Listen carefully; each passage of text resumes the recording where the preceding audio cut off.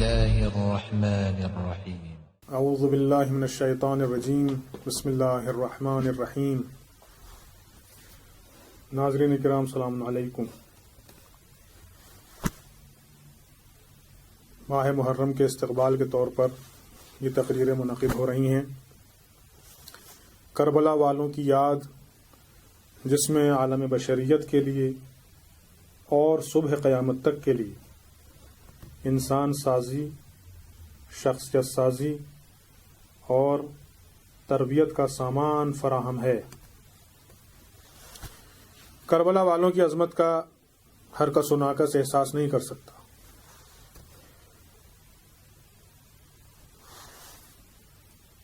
کربلا والوں کی عظمت کا اعلان کرتے ہوئے خود امام حسین علیہ الصلاۃ والسلام نے شب عاشور ارشاد فرمایا: انی لا اعلم اصحابا اوفا ولا خیرا من اصحابی.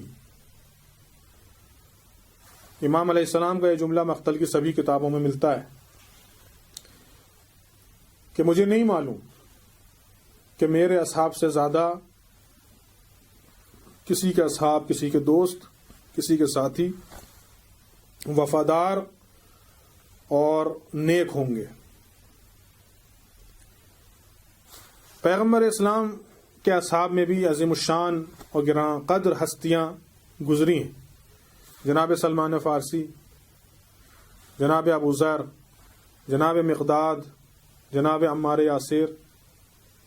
ان کی عظمت کم نہیں تھی، ان کا مرتبہ بہت عظیم تھا اور ایمان کے عظیم درجے پر یہ فائز تھے.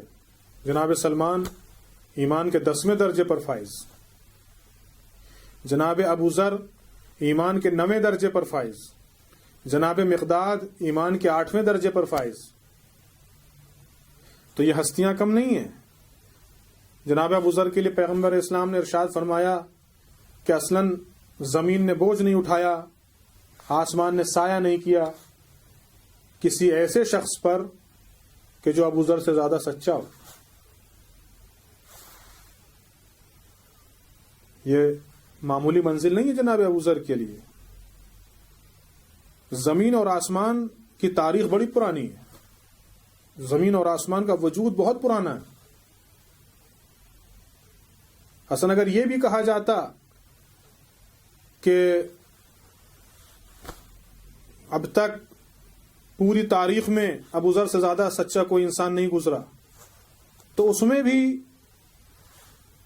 وہ انتہا نہیں تھی، وہ غایت نہیں پائی جاتی تھی کہ جو انتہا اور جو غایت پیغمبر اسلام کے اس جملے میں پائی جاتی ہے کہ زمین اور آسمان نے کبھی بھی، زمین نے کسی کا بوجھ نہیں اٹھایا، آسمان نے کبھی سایہ نہیں کیا کسی ایسے شخص پر کہ جو ابو ذر سے زیادہ سچا ہو. اس تعبیر میں اور اس عبارت میں اور اس مثال میں غرض و غایت اور انتہا لامحدود ہے، چونکہ زمین اور آسمان کی تاریخ پرانی. اور اسی لیے جب سوال کیا گیا معصوم سے کہ کیا اس سے تو یہ ثابت ہوتا ہے کہ یا تو ابو ذر اہل بیت کے برابر ہو گئے سچائی میں اور صداقت میں، اور یا اگر دیکھا جائے ایک اعتبار سے تو شاید اہل بیت سے بھی آگے. تو معصوم نے فرمایا نہیں، ایسی بات نہیں ہے. ابو ذر کا اس صداقت کا اعلان در حقیقت عام امت افراد میں ہے. امت پیغمبر کے مقابلے میں اگر ابو ذر کو دیکھا جائے تو ابو ذر کا مرتبہ یہ ہے کہ وہ سچائی اور صداقت کی اس منزل پر فائز ہیں کہ نہ زمین نے کسی ایسے انسان کا اب تک بوجھ اٹھایا اور نہ آسمان نے کسی پر سایہ کیا کہ جو ابو ذر سے زیادہ سچا ہو.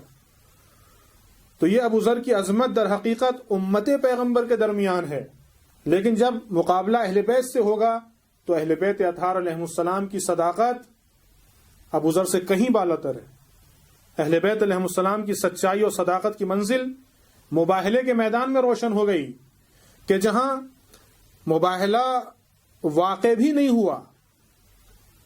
چونکہ اگر مباہلہ واقع ہو جاتا تو پیغمبر اسلام کے بیان کے مطابق ایک عظیم عذاب نصارہ نجران پر جو ہے نازل ہو جاتا، تو وہ نوبت بھی نہیں آنے پائی اس سے پہلے ہی اس صداقت کا احساس کر لیا عیسائیوں کے بڑے عالم نے، اور یہ اعلان کر دیا کہ میں تو ایسے چہرے دیکھ رہا ہوں آج کا مطلب یہ کہ آج سے پہلے ایسے چہرے نہیں دیکھے۔ پیغمبر اسلام کے ساتھ جن چہروں کو دیکھا، ان چہروں کو دیکھ کر اس نے اعلان کیا کہ میں تو ایسے چہرے دیکھ رہا ہوں کہ اگر یہ پہاڑ کو اشارہ کر دیں تو پہاڑ اپنی جگہ سے چلا آئے، اگر یہ بددعا کے لیے ہاتھ اٹھا دیں تو قیامت تک زمین کے اوپر سے عیسائیت اور عیسائی قوم کا خاتمہ ہو جائے اور ایک نصرانی بھی قیامت تک نظر نہ آئے۔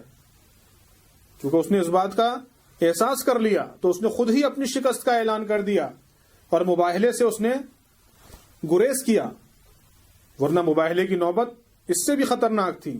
تو یہ اہل بیت علیہم السلام کی صداقت کی منزل ہے کہ جس صداقت کے مقابلے میں نہ کوئی امتی آ سکتا ہے اور نہ کوئی صحابی آ سکتا ہے۔ والسلام علیکم ورحمۃ اللہ وبرکاتہ۔